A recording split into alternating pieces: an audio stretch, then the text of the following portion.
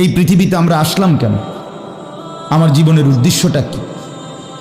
ন্যূনতম আকল তো থাকা উচিত যে আমি আসলাম কেন, কে পাঠাইলেন আমারে, কেন পাঠাইলেন, কার কাছ থেকে আমি আসলাম, আমি যাব কোথায়।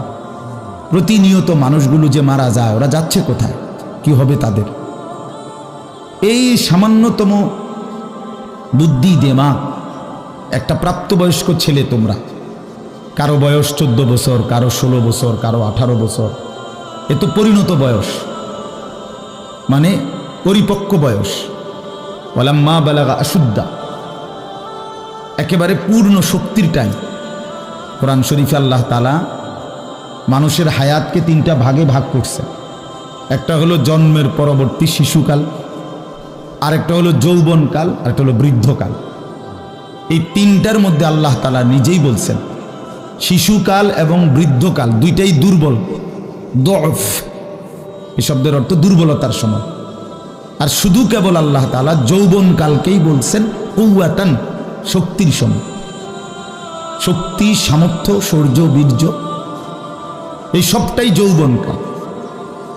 এই জন্য শক্তির সময়, সামর্থ্যের সময় মেহনত করতে হয়। যৌবনকালটাই জিন্দেগির প্রধানতম সময়। ভালো কিছু করলেও এই টাইমে, নিজেরে নষ্ট করে দিলেও এই টাইম, গড়লেও এই হায়াত, এইটাই সুযোগ, বরবাদ করে দিলেও এটা সুযোগ। বুড়া মানুষ, বয়স্ক লোক ইচ্ছা করলেও অনেক নেক কাজ করতে পারেন, ইচ্ছা করলেও অনেক গুনার কাজও করতে পারেন। বয়স হয়ে গেছে 60 বছর, 70 বছর, এখন চাইলেই সারা রাত তাহাজ্জুদ পড়তে পারবে না, চাইলেই সারা রাত নাচের আড্ডায়ও থাকতে পারবে না, শরীরে কুলাবে না, ইচ্ছা থাকলেও পারবে না। ইচ্ছা করলেই আল্লাহর জন্য জান কোরবানি করে দ্বীনের জন্য কঠিন মেহনত মুজাহাদা করতে পারবে না।